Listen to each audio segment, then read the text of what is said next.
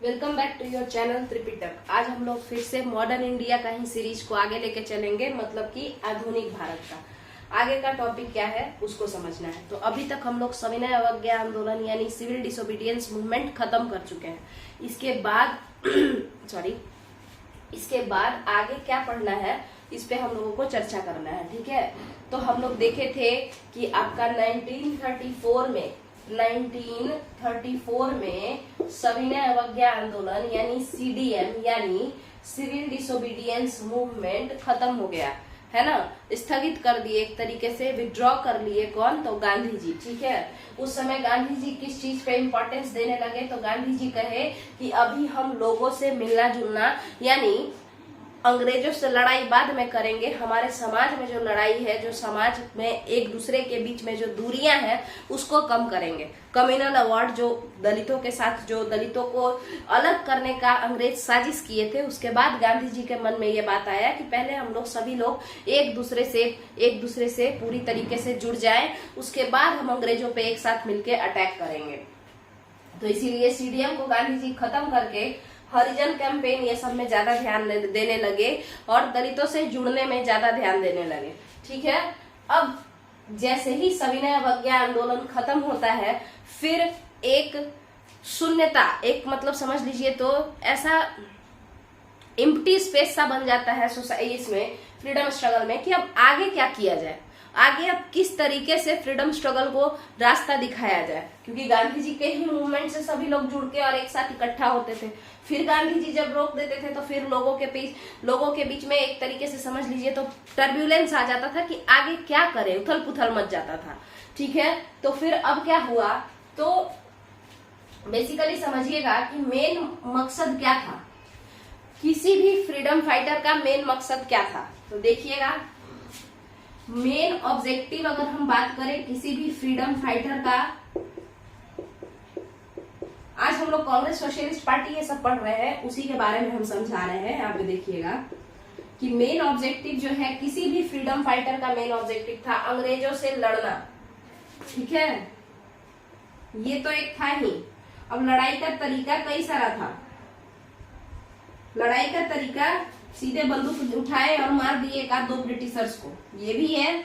लड़ाई का तरीका ये भी है कि सभी भारतीयों को घूम घूम के जागरूक करते रहे। लड़ाई का तरीका ये भी है कि गरीब भारतीयों की मदद किए और जिससे जैसे ही वो गरीबी से निकल जाएंगे तो वो किसी भी मजबूरी में नहीं पड़ेंगे। और जिस तरीके से चंपारण के किसानों का मिसयूज किया गया अंग्रेजों के द्वारा, वैसा मिसयूज नहीं कर पाएगा अंग्रेज बाकी लोगों का, क्योंकि गरीबी की वजह से वो लोग तिनकठिया सिस्टम वाले जाल में फंस चुके थे। तो क्या है कि टू हेल्प द पुअर। अब ये जो पुअर लोग हैं आखिर कौन कौन से हैं? तो किसान, जमींदार नहीं, छोटे किसान, लैंडलेस फार्मर कह सकते हैं या छोटे किसान कह सकते हैं। इसके अलावा और कौन? तो मजदूर, लेबर। तो कई सारा तरीका था। हम सीधे ब्रिटिशर से लड़ सकते थे, हम लोगों को कॉन्शियस बना सकते थे, है ना, लोगों को जागरूक कर सकते थे, लोगों की मदद कर सकते थे। तो अब इस वाले एजेंडा को लेकर के कि हम लोग कैसे लड़ेंगे ब्रिटिशर्स के खिलाफ, तो हम लोग अपने लोगों को, अपने गरीब जनता का मदद करेंगे और उसके साथ साथ साइड बाय साइड हम लोग अंग्रेजों से भी पंगा लेते रहेंगे। पंगा लेना मतलब क्या? बंदूक से नहीं, केवल बातों से जैसे अखबार में कुछ दो बात बोल दिए, कहीं कुछ लिख दिए, कोई आर्टिकल छाप दिए, वैसे, ठीक है। और इसी एजेंडा को, मतलब ये ऑब्जेक्टिव, इस उद्देश्य को लेकर के कि हम किसानों की और मजदूरों की मदद करेंगे, इस ऑब्जेक्टिव को लेकर के एक पार्टी का फॉर्मेशन होता है। उस पार्टी का नाम रहता है कांग्रेस सोशलिस्ट पार्टी।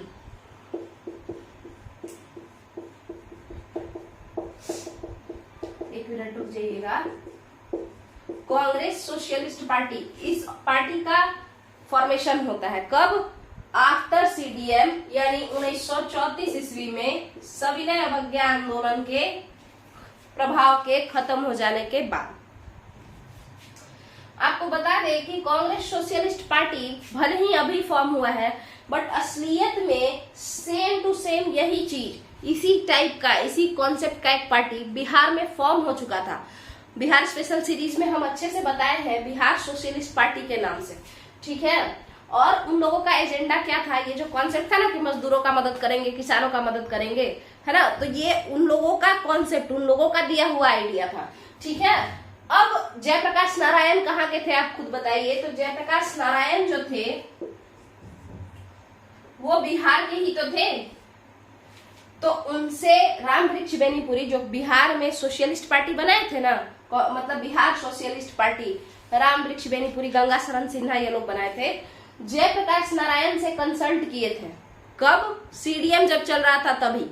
वो बोले थे कि हम लोग ऐसा चाहते हैं कि लड़ाई झगड़ा तो अपने जगह है, गरीबों का मदद करें, तो इसके लिए हम लोग एक ग्रुप बनाना चाहते हैं। बट उस समय जयप्रकाश नारायण बिजी थे सविनय अवज्ञा आंदोलन में, तो उनके बातों को उतना ज्यादा इंपॉर्टेंस नहीं दिए उस समय, ठीक है। और बाद में वो same to same Bihar socialist party, समझ लीजिए बड़ा उसका एक ब्रांच बन गया और उसका नाम पड़ा कांग्रेस सोशलिस्ट पार्टी। और इसको जो फॉर्म किए तो वो लोग, आइडिया कौन दिया था, बिहार वाले लोग, राम वृक्ष बेनीपुरी ये लोग।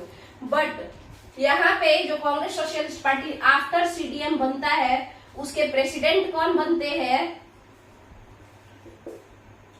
तो आचार्य नरेंद्र देव। कांग्रेस सोशलिस्ट पार्टी के जो प्रेसिडेंट यानी अध्यक्ष बनते हैं वो बनते हैं आचार्य नरेंद्र देव, ठीक है। सिमिलरली जो इसके सेक्रेटरी बनते हैं इस संस्था के, वो बनते हैं जयप्रकाश नारायण, लोकनायक जयप्रकाश नारायण, ठीक है। तो सेक्रेटरी यानी सचिव कौन बनते हैं, जयप्रकाश नारायण, और अध्यक्ष कौन बनते हैं, आचार्य नरेंद्र देव, किसके, कांग्रेस सोशलिस्ट पार्टी के, ठीक है। इसके अलावा इसमें एक और खास सदस्य होते हैं, उनका नाम रहता है अच्युत पटवर्धन। तो ये 3 लोगों का नाम कांग्रेस सोशलिस्ट पार्टी से आप लोग याद रखिएगा। इन लोगों का काम क्या रहता है, तो इन लोगों का काम रहता है कि मजदूरों का और किसानों का मदद करेंगे, उनको गरीबी के दुष्चक्र से बाहर निकालेंगे और घटिया सुदखोर लोगों से, अंग्रेजों से, इन लोगों से प्रोटेक्ट करेंगे। यही इनका मेन काम रहता है इस पार्टी का, ठीक है। इसके बाद अब आगे क्या होगा, तो आगे आप लोग देखेंगे एक बहुत इंपॉर्टेंट जो चीज यहाँ पे घटना होता है फ्रीडम स्ट्रगल में, वो है सुभाष चंद्र बोस जी का कांग्रेस में अध्यक्ष बनना। तो उसको देखते हैं, वो दोनों बात को खत्म करते हैं, फिर हम लोग आगे के वीडियो में समझेंगे। 1 मिनट रुकिएगा, हम ये दोनों बात जल्दी से खत्म कर देते हैं। क्या आप लोग को कांग्रेस सोशलिस्ट पार्टी समझ में आया? अगर आप लोगों को वीडियो सही लगता हो तो वीडियो को ज्यादा से ज्यादा शेयर कीजिए, और नीचे कमेंट में तो बिल्कुल ही, मतलब हमेशा कमेंट करते रहिए, जैसा भी बात हो। नहीं समझ में आता है वो भी, समझ में आता है तो 2-4 बढ़ाई भी, है ना। और चैनल से जुड़ जाइए, अगर पहली बार चैनल पे आए हैं तो आप लोग प्लेलिस्ट चेक कीजिए, देखिए क्या क्या हो रहा है। इस पे काफी कुछ हम खत्म करेंगे, अभी तो चैनल बनाए ही है, तो आप लोग चाहे तो जुड़ सकते हैं। प्लेलिस्ट देखिए कैसा पढ़ाया जाता है, उसके अकॉर्डिंग जज कीजिए कि क्या चैनल को ग्रोथ मिलना चाहिए या नहीं। तो देखते हैं आगे।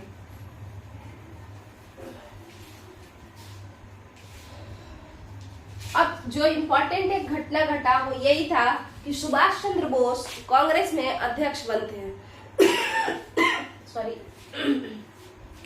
सुभाष चंद्र बोस कांग्रेस में अध्यक्ष बनते हैं। इसमें क्या होता है कि सुभाष चंद्र बोस जो थे, उनको देखते हैं हम लोग। सबसे पहले 1938 में 1938 में कांग्रेस का 50th सेशन हो रहा होता है, 51वां अधिवेशन। 50वां तो वो था ना जवाहरलाल नेहरू किए थे, गांव में हुआ था पहली बार। कहाँ पे हुआ था, कौन से गांव में, तो नीचे कमेंट में आप लोग बताइएगा। तो 51, ठीक है, 51st सेशन था। कांग्रेस का कितने नंबर का सेशन था, तो 51वां अधिवेशन था 1938 में, ठीक है। और हुआ कहाँ पे ये, तो एक जगह है हरिपुरा। हरिपुरा कहाँ है, गुजरात में। पहली बार यहाँ पे सुभाष चंद्र बोस कांग्रेस के अध्यक्ष बनते हैं। जब वो अध्यक्ष बनते हैं ना, तो जब इलेक्शन हो रहा होता है तो सुभाष चंद्र बोस को कोई हरा ही नहीं पाता है, वो यूनानिमसली जीत जाते हैं, मतलब सर्वसम्मति से जीतते हैं अध्यक्ष के पोस्ट पर, ठीक है।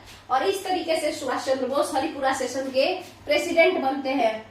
मतलब कि समझ लीजिए, तो पहली बार कांग्रेस के प्रेसिडेंट बनते हैं कौन, तो एससी बोस। अब ये तो भाई बड़े पढ़े लिखे इंसान थे, तो ये कहते हैं कि 2-4 काम इसमें कर लिया जाए। तो वो क्या क्या काम रहता है इसको देखिएगा।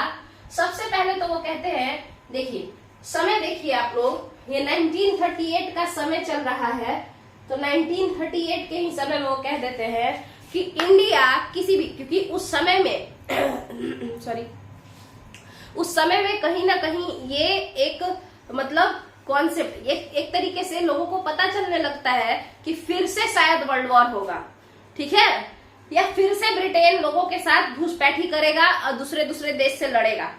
तो वो कहते हैं कि कांग्रेस किसी भी, कांग्रेस इस वाले हरिपुरा सेशन में सुभाष चंद्र बोस जो है और कांग्रेस सब लोग मिलके एक रिजोल्यूशन लाता है, एक प्रस्ताव लाता है, और उस प्रस्ताव पे साइन होता है। तो वो प्रस्ताव क्या रहता है कि भारत अब किसी भी इंपेरियलिस्ट वॉर में, इंपेरियलिस्ट मतलब ब्रिटेन का, ठीक है, इंपेरर को बोलते हैं ना, महाराजा महारानी, उस तरीके से। तो ब्रिटेन का लड़ाई किसी भी दूसरे देश से होगा तो भारतीय अब उसमें पार्टिसिपेट नहीं करेंगे। और इसी आपके हरिपुरा सेशन में इस बात पे साइन हो जाता है, ठीक है, सभी लोग इस प्रस्ताव पे साइन करते हैं। इसके अलावा सुभाष चंद्र बोस जी कहते हैं कि हम लोग अब अपने नेशन को बढ़ाने का सोचेंगे। तो कैसे बढ़ाया जाए, क्या बातों से बढ़ाया जाए? नहीं, सुभाष चंद्र बोस कहते हैं कि आर्थिक तौर पर अगर हम लोग कमजोर हैं और केवल बात बना रहे हैं, मतलब गोल गोल बात कर रहे हैं और आर्थिक तौर पर मजबूत बना ही नहीं रहे हैं, तो ऐसा बकवास करने का बात नहीं है, ऐसे डेवलपमेंट नहीं होगा, ऐसे नेशन का प्लानिंग नहीं होगा। प्लानिंग कैसे होगा, तो प्लानिंग बेस्ड होगा इकोनॉमी पे, यानी हम लोग उस टाइप का प्लानिंग बनाएंगे जो कि भारत के अर्थव्यवस्था को बढ़ाएगा, ठीक है, जो भारत की आर्थिक स्थिति को सुधारेगा। कोई ऐसा इकोनॉमिक, मतलब एक ऐसा प्लानिंग कमेटी हम लोग सेट करेंगे जो भारत के आर्थिक स्थिति पे नजर डालेगा, ठीक है सॉरी।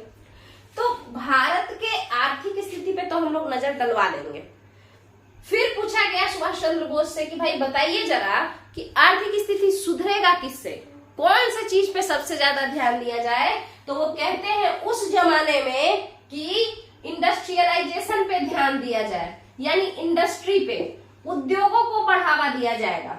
एक ऐसा प्लानिंग कमेटी सेट करेंगे, नेशनल प्लानिंग कमेटी, जो कि आर्थिक स्थिति पे ध्यान देगा और अर्थव्यवस्था को बढ़ाएगा। और अर्थव्यवस्था को किसके माध्यम से बढ़ाएगा, तो बाय मीन्स ऑफ इंडस्ट्री, उद्योगों को बढ़ा करके अर्थव्यवस्था को बढ़ाएगा, ठीक है। क्योंकि बाकी जितने भी लीडर आते थे ये लोग केवल बात बनाते थे, ऐसे हो जाएगा वैसे हो जाएगा, समाज में बहुत अच्छा है ना, ऐसे मदद करना चाहिए, लोगों का मदद करना चाहिए, गरीबों की सेवा करनी चाहिए, है ना। मगर ये सब भाषणबाजी है, भाषणबाजी से किसी का पेट तो भरेगा नहीं, नहीं तो भाषणबाजी से कोई आगे बढ़ सकता है। आगे कब बढ़ेगा, जब आर्थिक स्थिति सुधरता चला जाएगा, है ना। और भाषणबाजी पीछे भी छोड़ के अगर हम लोग केवल इकोनॉमिक इंडिपेंडेंस पे फोकस करें, यानी आर्थिक स्थिति को सुधारने पे फोकस करें, तो ऑटोमेटिकली जो है जितना भी भाषण है वो सब धीरे धीरे उसमें फुलफिल हो जाएगा। जैसे गरीबों की मदद करनी चाहिए, ऐसा सारे लीडर्स कहते थे। तो अगर इकोनॉमी ही डेवलप हो जाएगा तो कोई गरीब रहेगा ही नहीं, तो ऑटोमेटिकली उसका मदद हो जाएगा, है ना। तो उसी तरीके से तो उन्होंने कहा कि भाई एक ऐसा नेशनल प्लानिंग कमेटी सेटअप करेंगे जो कि क्या प्लान करेगा, तो भारत की इकोनॉमी को प्लान करेगा।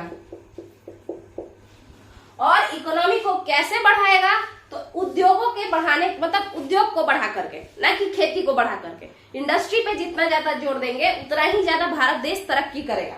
और लड़ाई झगड़ा किसी और के फटे में टांग नहीं अड़ाएंगे, ब्रिटेन को जिससे लड़ना है वो लड़ते रहे, हम लोग लड़ने नहीं जाएंगे। ये दो बात सुभाष चंद्र बोस कब कहते हैं, तो हरिपुरा सेशन ऑफ गुजरात में। अच्छा, कई बार ये भी पूछता है कि कौन नंबर का सेशन था, तो ये 51वां नंबर का सेशन था, 51st नंबर का सेशन था। आपका हरिपुरा सेशन कंप्लीट हुआ क्या? तो देखिएगा, हरिपुरा सेशन के बाद सुभाष चंद्र बोस बहुत ज्यादा प्रैक्टिकल थे। हरिपुरा सेशन के बाद से लग चुका होगा आपको कि सुभाष चंद्र बोस बहुत ज्यादा प्रैक्टिकल थे। उनको बात बनाना नहीं आता था, झूठ मूठ का जैसे होता है ना कि पैसा को साइड करो और केवल मतलब बात बनाते रहो, है ना, खूब सारा गोल गोल बात गढ़ते रहो। तो उनको ये सब जो मतलब रियलिस्टिक बात नहीं होता था, वो सारी बातों को सुभाष चंद्र बोस पसंद नहीं करते थे, ठीक है। और गांधी जी थोड़े से कैसे थे, थोड़े आइडियलिस्टिक टाइप के थे, आदर्शवादी थे, राम राज्य की बात करते थे, ट्रस्टीशिप की बात करते थे। तो हो सकता है कि कहीं ना कहीं गांधी जी सुभाष चंद्र बोस को उतना पसंद नहीं करते हो, है ना। मतलब जो लोग बदबनावन टाइप का होता है, वो लोग रियलिस्टिक लोगों को या प्रैक्टिकल लोगों को पसंद नहीं करता है ना। वो आदर्शवादी बातों में ज्यादा घूम फिर करते रहता है, डेवलपमेंट पे उतना फोकस नहीं करता है, ठीक है। तो जैसे ही ये चीज हुआ 1938 का गुजरात सेशन, जिसमें कि सुभाष चंद्र बोस को बिना किसी बिना किसी विपक्ष के सीधे सर्वसम्मति से यूनानिमसली वो जीते थे अध्यक्ष का पोस्ट। अगले साल 1939 में आप लोग देखेंगे, अगले साल, अच्छा, ये जो नेशनल प्लानिंग कमेटी सेट किए थे सुभाष चंद्र बोस, उसके अध्यक्ष, इस कमेटी के अध्यक्ष किसको बनाया गया था? जवाहरलाल नेहरू को सॉरी, जवाहरलाल नेहरू को, ठीक है। तो अब आगे बढ़ते हैं। तो अब त्रिपुरी सेशन जब अगले साल 1939 में मध्य प्रदेश में कांग्रेस का 52nd सेशन यानी कांग्रेस का 52वां अधिवेशन होता है, ठीक है। उस अधिवेशन में भी सुभाष चंद्र बोस खुशी खुशी आते हैं और अध्यक्ष के पोस्ट के लिए खड़े हो जाते हैं। और फिर अध्यक्ष के पोस्ट के लिए, क्योंकि उनको पता था पिछले बार भी जीते हैं, इस बार भी जीत जाएंगे, है ना, तो वो आते हैं और प्रेसिडेंट के पोस्ट के लिए खड़े हो जाते हैं। और ये वाला जो सेशन था, जो कि 52nd सेशन था, ये मध्य प्रदेश के त्रिपुरी में हुआ था। त्रिपुरा नहीं, त्रिपुरी में हुआ था। सुभाष चंद्र बोस जीत भी जाते हैं और हरा के किसको जीतते हैं? तो देखिएगा, सुभाष चंद्र बोस कैसे इंसान थे, प्रैक्टिकल इंसान थे। तो गांधी जी को ये उतना पसंद थे नहीं, गांधी जी बात गोल गोल करते रहते थे हर वक्त। तो सुभाष चंद्र बोस के अगेंस्ट में गांधी जी अपने पसंद के एक प्रत्याशी, एक कॉम्पिटिटर को खड़ा करते हैं। उनका क्या नाम रहता है? पट्टाभी सीतारामैया,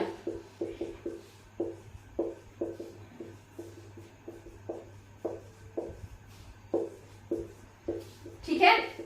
मतलब गांधी जी के फेवरेट ये इंसान सुभाष चंद्र बोस के अगेंस्ट खड़े होते हैं, उसके बावजूद भी सुभाष चंद्र बोस ही जीत जाते हैं प्रेसिडेंट का, या 1939 का प्रेसिडेंट वाला जो चुनाव होता है वो कांग्रेस का, ठीक है। तो सुभाष चंद्र बोस बन तो जाते हैं, बट अनबन के वजह से, एक तरीके से मनमुटाव के वजह से वो रिजाइन कर देते हैं त्रिपुरी सेशन के प्रेसिडेंट के पोस्ट से, ठीक है। और उसके बाद फिर पट्टाभी सीतारामैया से पूछा जाता है, बट वो बनते नहीं है, राजेंद्र प्रसाद बन जाते हैं यहाँ पे, ठीक है, 1939 के सेशन के प्रेसिडेंट, ठीक है। तो यहाँ पे त्रिपुरी सेशन में जैसे ही सुभाष चंद्र बोस को ऐसा लगता है कि कहीं ना कहीं कांग्रेस के कुछ लोग उनसे उतना ज्यादा उनके थॉट प्रोसेस से मैच नहीं खाते हैं, मेल नहीं खाते हैं, तो वो अपना कांग्रेस के ही अंदर में एक फॉरवर्ड ब्लॉक बनाते हैं, ठीक है। तो फॉरवर्ड ब्लॉक कब बना है? 1939 में बना है। कौन बनाए हैं? तो सुभाष चंद्र बोस बनाए हैं। तो यहीं पे आपका ये वाला जो वीडियो है त्रिपुरी सेशन और हरिपुरा सेशन और कांग्रेस सोशलिस्ट पार्टी के साथ खत्म होता है। क्या आप लोग को ये वीडियो पसंद आया? नीचे कमेंट में जरूर बताइए। अगर आपको समझ में अच्छे से आया है तो वीडियो को लाइक कीजिए, वीडियो को ज्यादा से ज्यादा लोगों तक शेयर कीजिए, क्योंकि इस पे पूरा का पूरा जो है सिलेबस कंप्लीट कराया जाएगा। तो जो लोग अपने घर से मतलब पढ़ के तैयारी कर रहे हैं, अपने से सेल्फ स्टडी करके, एसएसटी और साइंस के लिए इस चैनल से जुड़ जाइए। इस पे एसएसटी और साइंस और यहाँ तक कि हम मैथ भी सोच रहे हैं कि हम कंप्लीट करवाएं, बट टाइम नहीं रहता है मेरे पास। एक तो तबीयत भी खराब ही चल रहा है कब से। तो अगर आप लोग को वीडियो पसंद आए तो चैनल से जुड़ जाइए, चैनल को सब्सक्राइब कीजिए, वीडियो को लाइक कीजिए। चलिए, थैंक यू।